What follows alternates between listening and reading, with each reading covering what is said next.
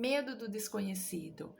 Então vamos lá, quando a gente está passando por um processo de rompimento, de perdas, seja perda de alguém, seja rompimento de um relacionamento, seja problemas na saúde, seja às vezes alguém mudou, né? Alguém que a gente gosta muito mudou de cidade, um filho que casou, foi estudar fora, enfim, a gente teve aquela perda ali, né? No nosso convívio, que é considerável e importante para nós.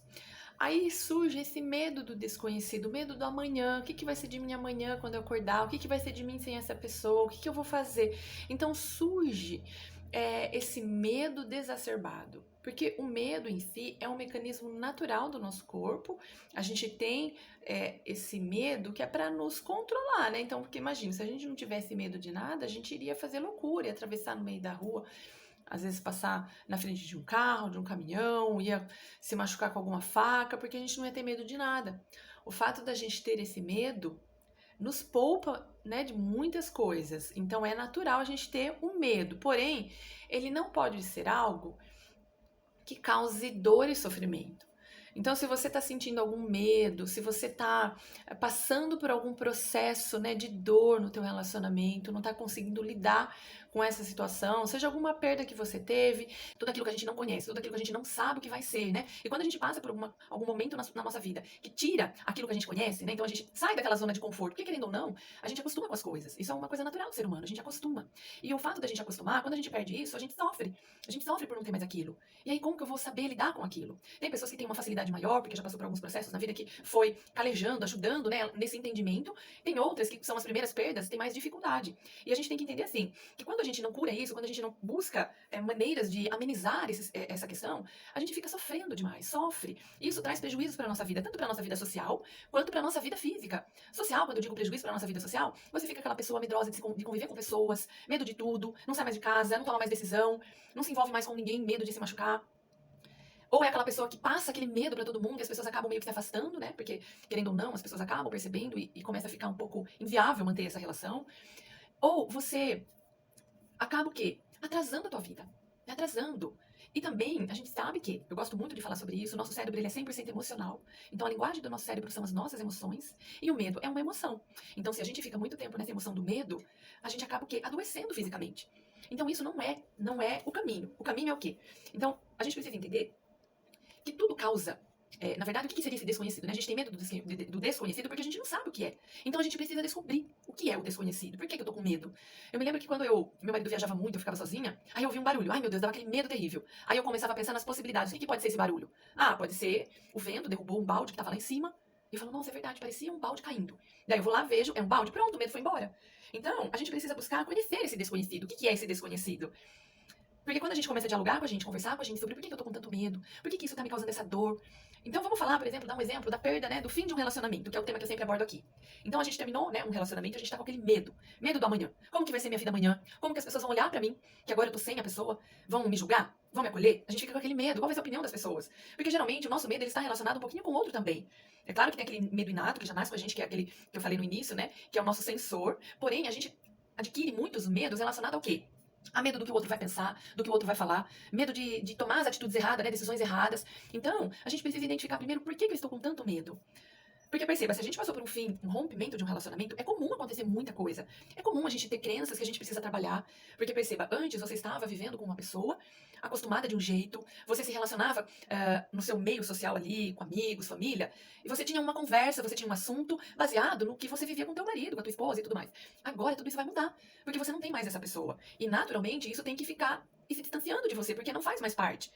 E se você tem filhos, por exemplo, vocês vão continuando tendo uma relação, mas é uma relação diferente. Não é mais aquela relação íntima como era antes. Pode sim ser uma relação saudável, pode sim ser uma relação de amizade, pode, com certeza. E eu tenho relatos de casais que melhorou muito mais a comunicação e o contato, o convívio, né, pós-separação do que quando eram casados. Porque aí não tem mais aquela carga, né, de problemas e de coisas pra descarregar ali dentro do relacionamento. O assunto é único, é sobre o filho. Então o relacionamento nesse ponto acaba ficando melhor. Porém, quando a gente não entende isso, a gente tem dificuldade em entender esse processo, né? É claro que é difícil, claro que é difícil, porque imagine, dependendo do tempo que você for com essa pessoa, união de 5, 10 anos, imagina. São muitas vivências, muitas experiências. Mesmo que o relacionamento não tenha sido bom, ainda assim é muita coisa que você tem acumulado dentro de você para você conseguir mudar isso aí de um dia para o outro. E perceba, não é que a gente vai mudar, vai esquecer e vai limpar e você vai fazer um backup em você e você nunca mais vai lembrar. Mas a gente vai começando o quê? A colocar cada coisa no seu lugar, acalmar o nosso coração, as nossas emoções, acostumando com novas coisas que vão entrando, adentrando na nossa vida, né? Muitas vão saindo, outras vão entrando. E a gente vai acostumando, a gente vai caminhando, a gente se descobre muito mais forte e pode sim você conseguir construir uma vida muito melhor do que antes. Melhor que eu quero dizer, não que antes não era bom, né? Porque muitas vezes, que nem, por exemplo, eu tive um relacionamento que foi incrível, mas que ele acabou e faz 10 anos que eu recomecei. Hoje eu considero a minha vida muito melhor porque estou uma pessoa melhor. Estou uma pessoa mais madura, mais consciente, mais tranquila. Antigamente, eu me afetava muito com o que as pessoas pensavam, falavam a meu respeito. Muito mesmo.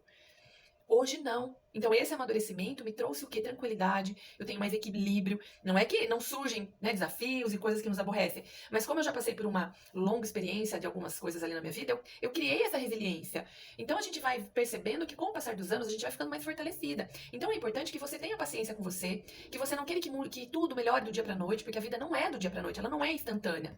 Hoje nós estamos acostumados muito com as coisas muito rápidas, porque isso, querendo ou não, é um mecanismo da sociedade atual, né? Sociedade moderna, é tudo muito rápido, tudo muito corrido. Você tem que já falar, já comer junto, não dá tempo nem de respirar direito. E é tanta coisa, tanta demanda. A vida moderna tem esse perfil, porém nós, enquanto seres humanos, temos que entender que a vida é um passo de cada vez. Porque quando a gente não entende isso, e quando a gente entra nesse ritmo da sociedade moderna ali, a gente fica ansiosa, fica depressiva, fica frustrada. Então a gente tem que entender que, tá, eu tenho que estar acelerada, mas calma, vamos ver o que está acontecendo comigo, vamos refletir, vamos pensar. Eu sei que às vezes, quando a gente fala muito no pensar, fala, pensar, Dani, como pensar?